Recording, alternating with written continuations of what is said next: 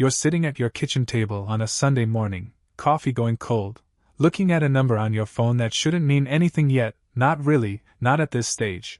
$187,000 in a retirement account you started 9 years ago with an initial deposit of $6,000 you genuinely agonized over at the time, worried it was too much to set aside all at once.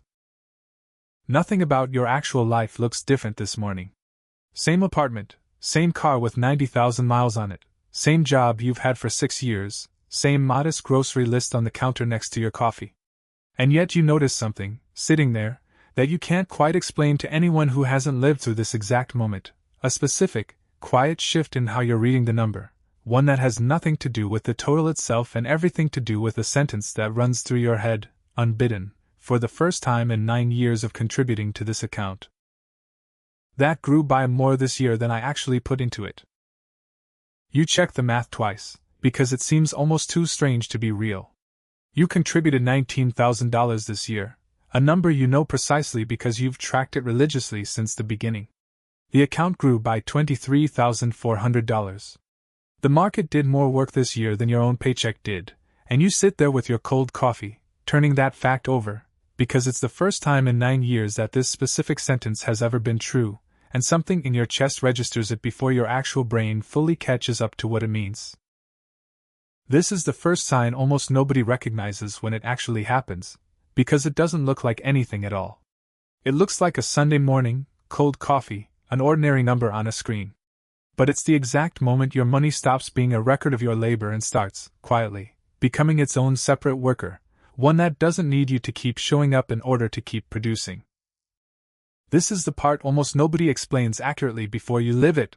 The transition from working for your money to your money working alongside you doesn't arrive with fanfare.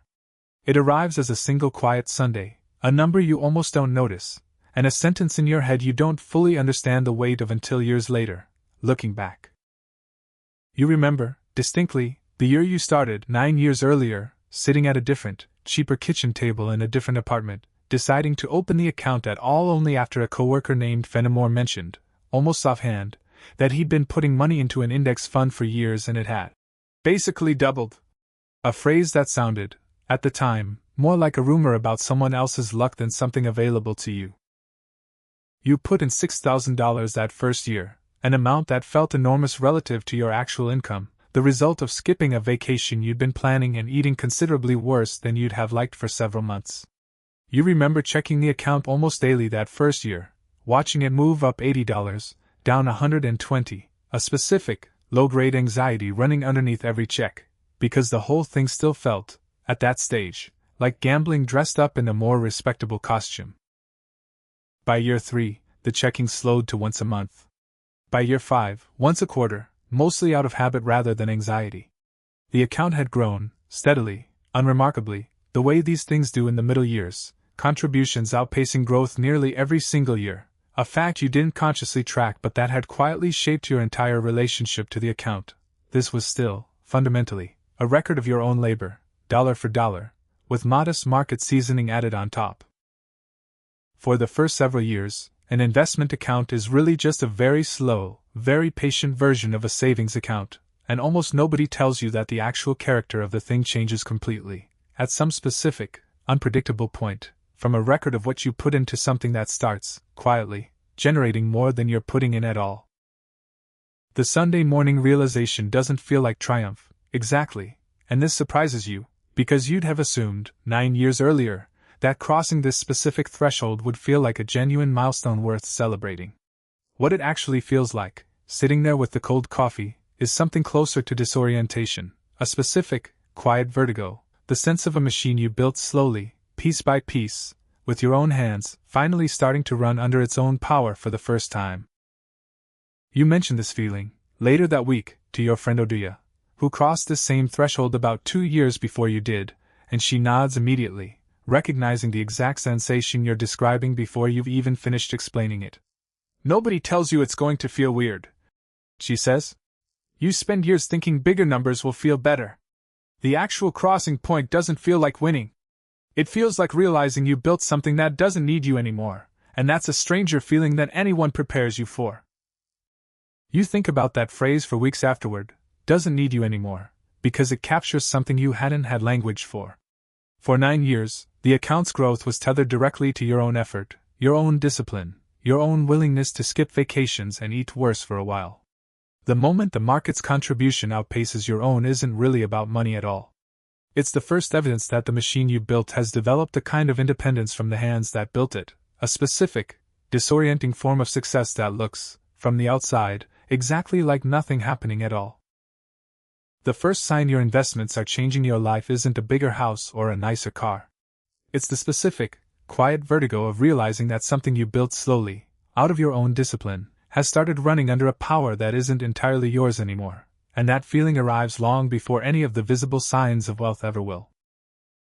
The second sign arrives about 18 months later, in a completely different register, and it takes you longer to recognize because it doesn't show up as a number at all. It shows up as a change in how you make a specific kind of decision.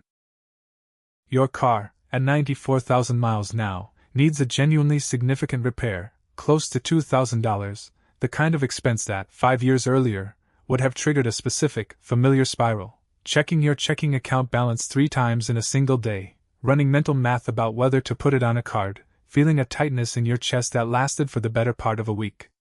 This time, you notice, sitting in the mechanic's waiting room reading a text about the estimate, that the tightness simply isn't there.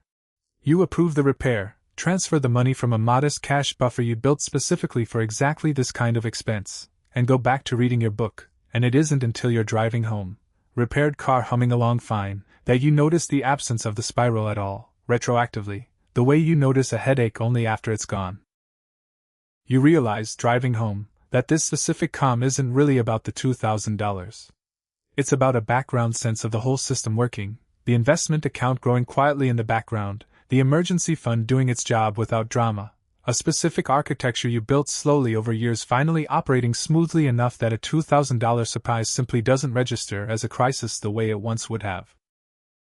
The second sign is almost invisible, because it shows up as an absence rather than a presence, a spiral that used to happen automatically, quietly not happening anymore, and you often don't notice it's gone until you're already several calm decisions deep into a life that used to run entirely on financial anxiety.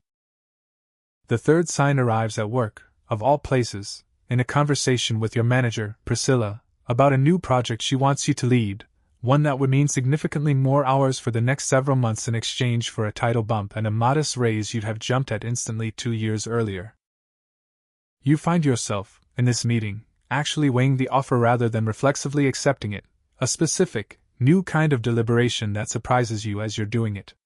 You ask Priscilla for a week to think it over, a request that would have felt unthinkable earlier in your career, when every raise, every title, every additional responsibility felt like something you needed to grab immediately, because you weren't sure when the next opportunity would come or whether you could actually afford to be selective about any of it.